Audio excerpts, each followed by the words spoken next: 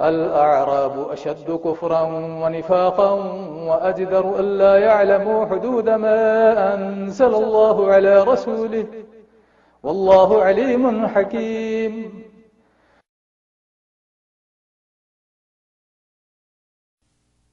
Now they want to be all hypocritical because there's an African American or so-called black president, or because it's Obama, all of them now being all hypocritical. You know, that's why Obama in what was it, Chile, or where he was in South America, what did he say? He said, it's been U.S. policy. You know, this is U.S. policy. In other words, it's the written and stated policy.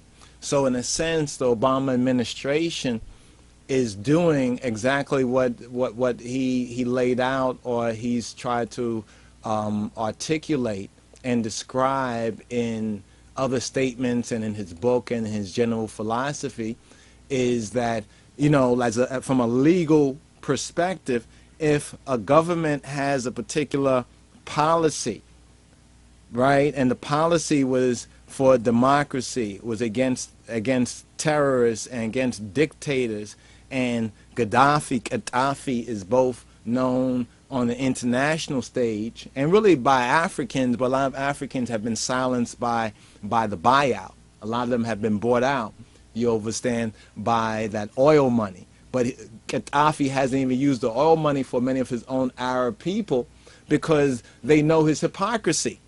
They know his disbelief. And part of his disbelief is interesting, that he had attacked, I think he attacked a mosque, a couple of mosques. He attacked and had his troops open fire. And that's interesting because in other parts of the Arab world, in other parts of the Arab world, you wouldn't even find that sort of a thing happening. You understand? You would rarely, it has to really go to some extreme level, like there's shots being fired in or out of a mosque. And even then, they're not just going to, you know, they're not just going to just shoot at worshipers. But Gaddafi did this a couple of, what was it, a week or two ago? He did this. So he showed what the Quran, what Surah 9, Bara, the ultimatum says. الأعراب أشد كفرا ونفاقا وأجدر ألا يعلموا حدود ما أنزل الله على رسوله والله عليم حكيم. That the Araboch, or the desert Arabs, the Gaddafi type Arabs, are the worst. They're the worst in disbelief and hypocrisy. I mean, look at the hypocrisy. He says ceasefire, but his troops are still, he's saying he's going to withdraw, but they moved into towns so that, you know, they figure they could hide out there so they won't be hit in towns using the cover of civilians. I mean, what kind of madness is that? I mean, if there's no other definition of terrorism, I mean, look at those terrorized people now who are forced to have Gaddafi's loyalists, who are not even part of the Libyan official real army, but a lot of them are like mercenaries from all over, you could say Africa, like the worst gunmen from Africa and Ethiopia too, and some parts of like the Middle East. He hires from the oil money, and majority of the oil goes to Europe and Italy in particular.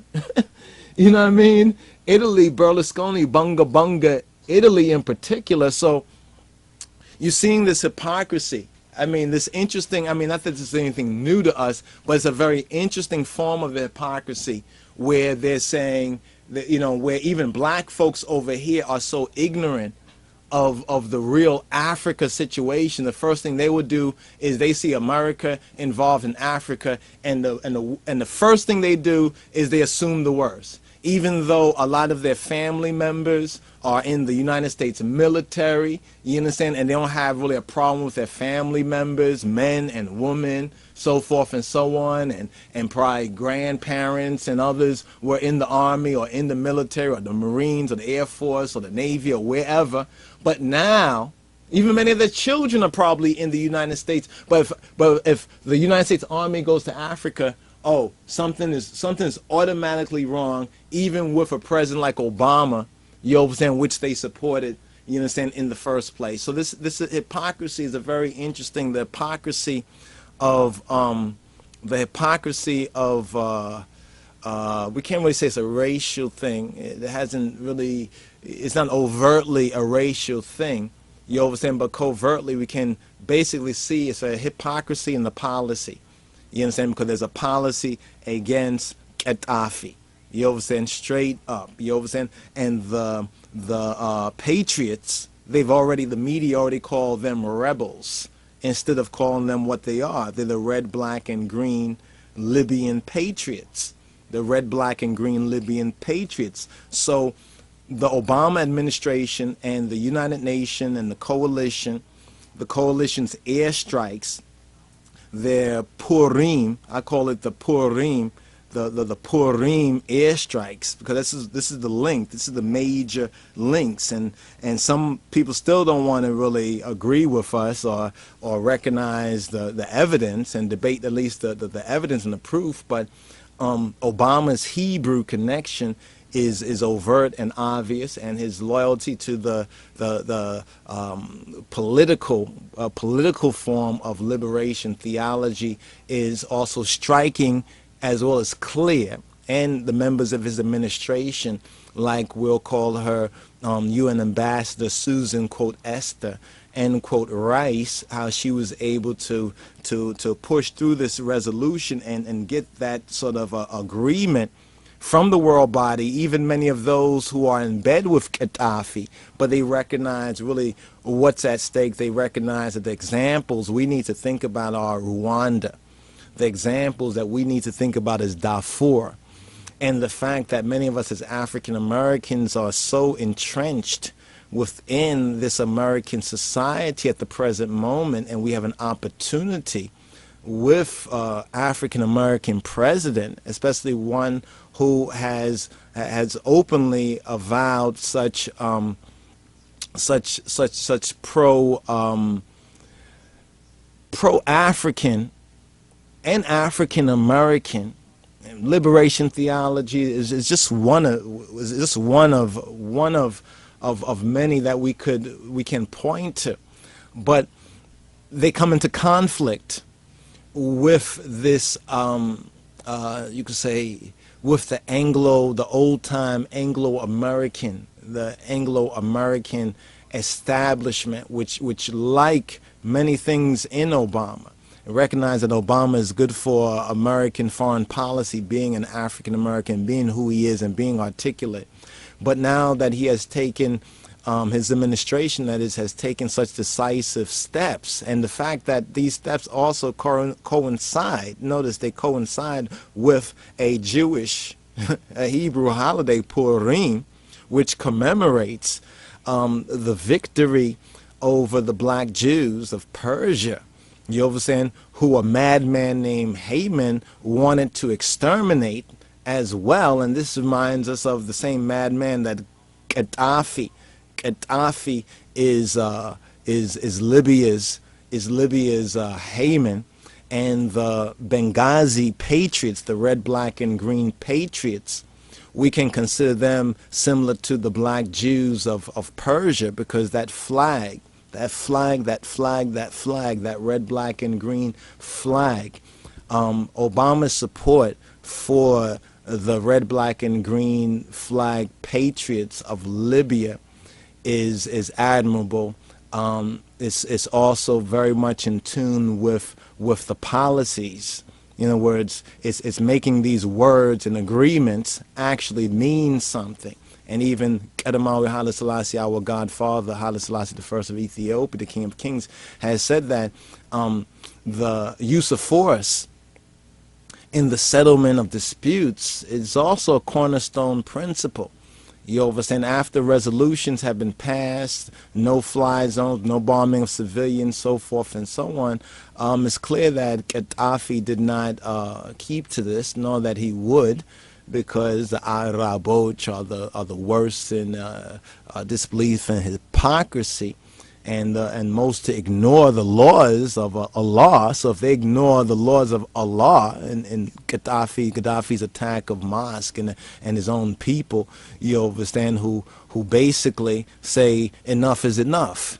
And what does he do? If they're not armed and willing to fight and defend themselves, they get killed. They get massacred. You understand? So to avert another Rwanda or Darfur situation and being in the position to do so, so far, based because this is an active situation and it's fluid.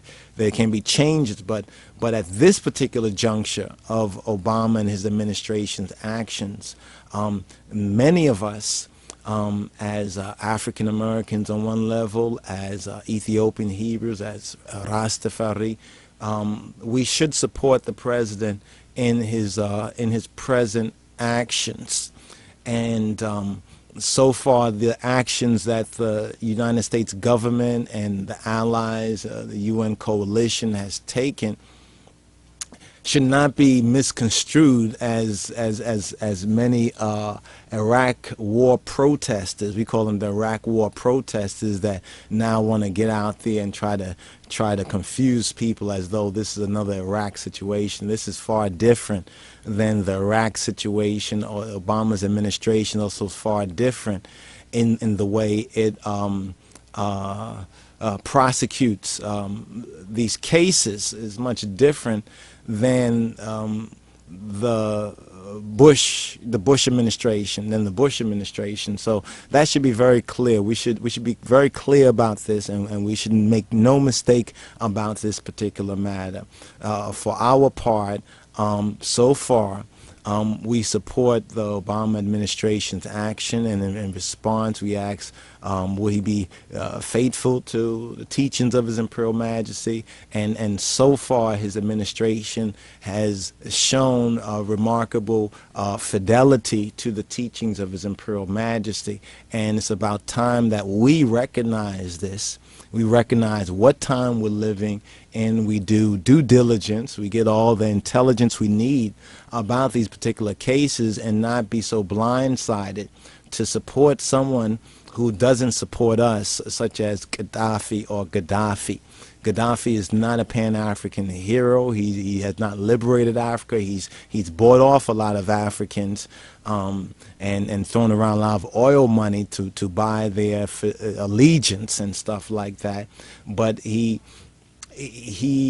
a traitor to the cause of African unity, and sought to subvert the government of His Imperial Majesty. So there's really no real love lost for such action of Gaddafi in the past against His Imperial Majesty, against the Organization of African Unity, until him and his types could come to the position they have in the AU, to have so many of the AU countries really divided about what they should do in a clear and obvious situation of human rights violations.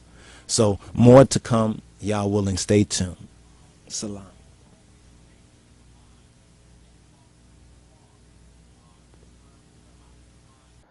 الأعراب أشد كفرا ونفاقا وأجدر ألا يعلموا حدود ما أنزل الله على رسوله والله عليم حكيم.